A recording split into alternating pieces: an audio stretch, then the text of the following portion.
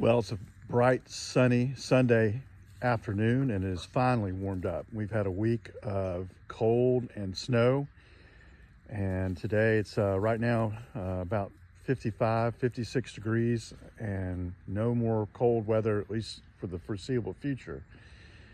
But we just had a week of some snow, and like everybody in the South, we've endured some pretty low temperatures. Coldest so far has been about 19 or 20, somewhere around there. And while we didn't have any days below freezing, we had several days in a row where it just barely got into the mid 30s. And so it's been cold. It's been real cold. And what we're looking at is my Meyer lemon. And I'm gonna go ahead and uncover it today. But before I did, I wanted to talk about a little bit about what I do and what I've done. And I'm certainly not taking this off permanently. Winter's definitely not over. It's January 26th, so we have a lot of winter to go.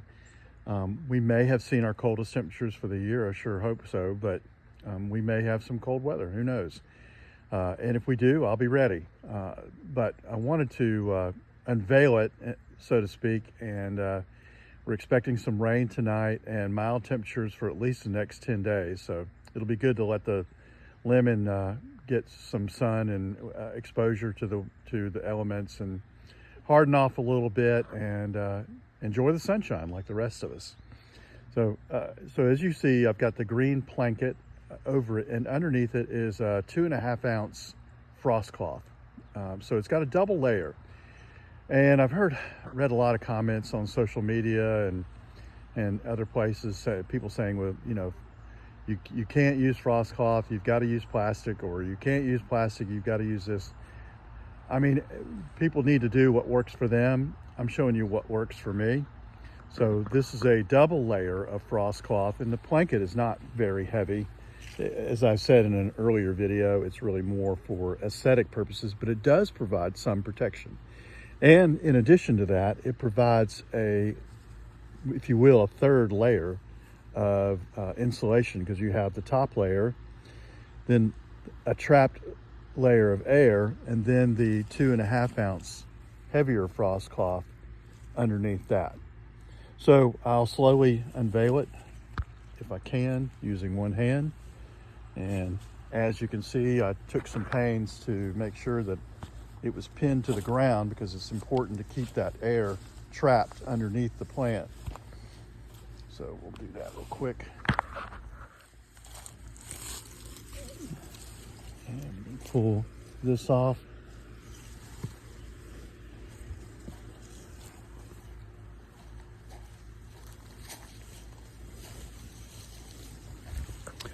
And like I said, I'm going to leave this here.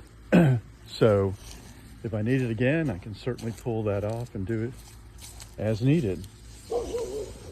Probably won't take it down completely until, I don't know, end of March or the beginning of April.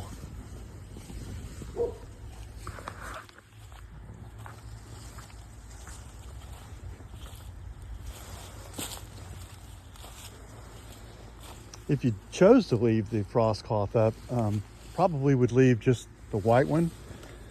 Even in good weather, it will allow rain to go through, and actually takes a good bit of sun allowed through too as well. So here we go. This is what we have today, January 26, 2025.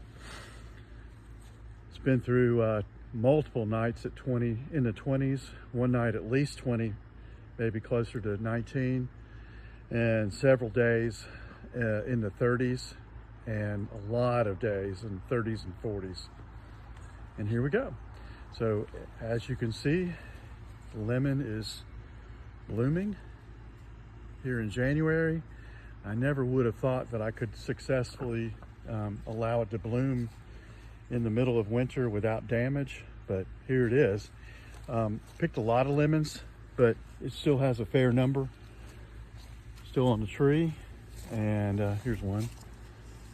So there you go, looking pretty good. So in addition to the frost cloth,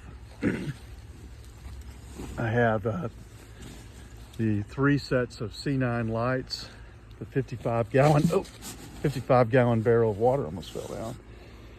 And then this right here, which is the 55 gallon aquarium heater. To me, this is the game changer because I can put this in there, set the water temperature, and this thing has a thermostat on it. So when it's on, it's not on right now, but when it's on, I can adjust the thermostat from anywhere from 60 to 90 degrees.